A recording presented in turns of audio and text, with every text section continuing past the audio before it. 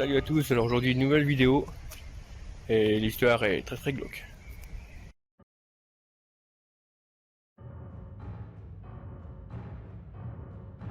L'armée allemande se prépare à une guerre sans merci. Pendant les 3 premières années de septembre 1939 à novembre 1942, l'Allemagne nazie s'est livrée à des atrocités contre les populations civiles des pays qu'ils occupaient, en particulier en Europe avec l'extermination des Juifs. Une série de victoires militaires permit à l'Allemagne d'étendre sa domination.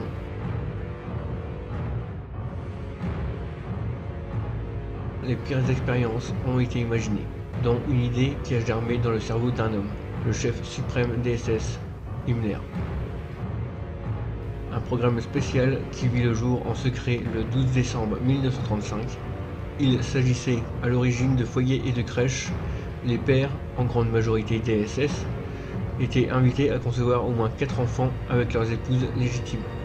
Il transforme également certains de ces centres en lieux de rencontre plus ou moins furtives, où des femmes considérées comme de race pure pouvaient concevoir des enfants avec des SS inconnus, puis accoucher anonymement dans les plus grands secrets et remettre leur nouveau-né au Troisième Reich, en vue de constituer l'élite du futur, l'Empire de Milan. Plusieurs dizaines de milliers d'enfants dont les caractéristiques physiques correspondaient à la race pure furent arrachés à leurs parents dans les pays conquis pour être placés dans les centres spéciaux. Bienvenue dans le seul et unique centre de ce projet secret en France. Le bâtiment principal où était installée la pouponnière n'est pas abandonné, mais vous aurez juste un bref aperçu. Dans cette vidéo, je vais vous parler de cette pouponnière car en lien avec le manoir que vous allez découvrir. Je vous présente donc le manoir où les officiers SS se sont installés. Cette ancienne demeure appartenait à une famille connue pour leur chocolat à travers le monde et a été construit à partir de 1911. Manoir dans le style anglo-normand, il est doté d'un jardin japonais et reste une propriété privée jusqu'en 1955. En 1940, la demeure est réquisitionnée par l'armée allemande, dans un premier temps pour loger des troupes, puis à partir de 1942 réattribuée à la SS. Son cadre champêtre et sa situation géographique peu éloignée de Paris lui valent alors d'abriter l'unique Liedensborn sur le sol français. Cette pouponnière est inaugurée le 6 février 1944. La population locale est soigneusement tenue à l'écart et le site est gardé par la SS. Il y naît une vingtaine d'enfants.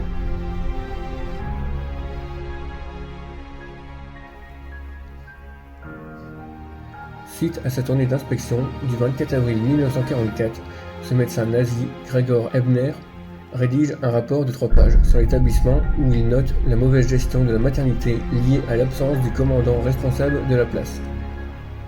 Il est en revanche satisfait par la qualité raciale des cimères alors présentes et la bonne santé des enfants.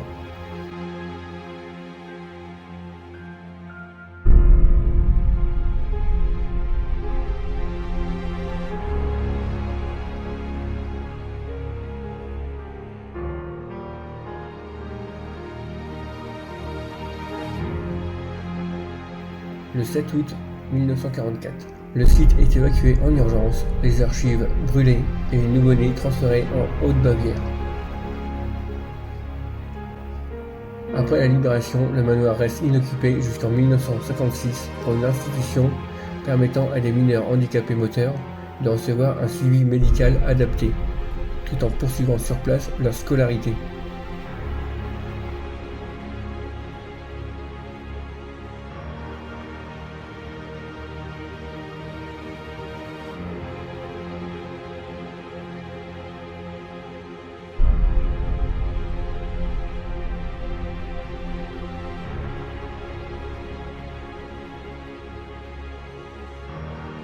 Racheté par la suite pour le traitement et la formation professionnelle des jeunes infirmes.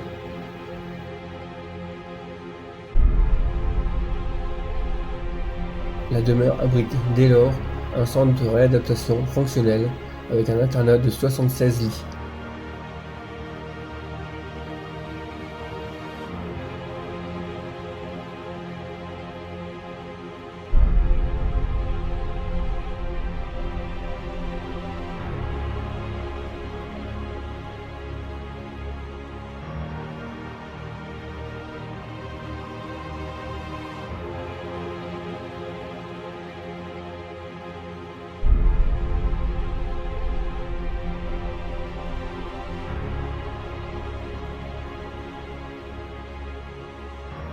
Puis, la vie dans ce manoir s'en est allée.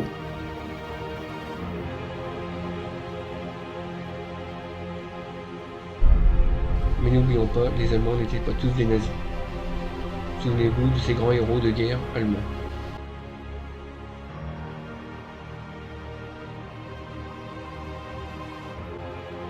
Durant la Shoah, il sauve entre 1100 et 1200 juifs.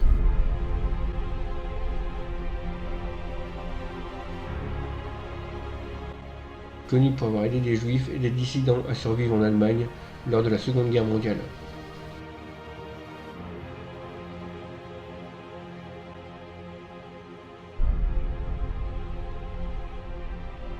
Attentat du 8 novembre 1939. Hitler est parti 13 minutes plus tôt avant que la bombe n'explose.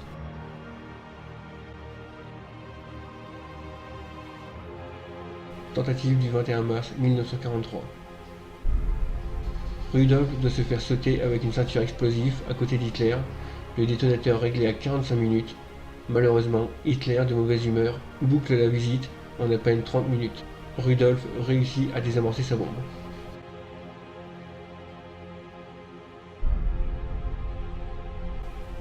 Complot du 20 juillet 1944. Opération Valkyrie. Klaus dépose une serviette en cuir explosif au pied d'Hitler. Mais malheureusement, la serviette contenant l'explosif a été déplacée de l'autre côté de la pièce. Il manque donc sa cible. Bon bah voilà, c'est la fin de cette vidéo, j'espère qu'elle vous aura plu. Alors n'hésitez pas à liker et à vous abonner. Moi je vous dis comme d'habitude à très très vite. Salut!